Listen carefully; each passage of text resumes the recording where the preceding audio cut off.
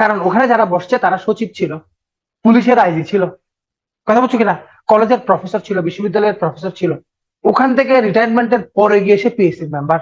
কথা বলছো?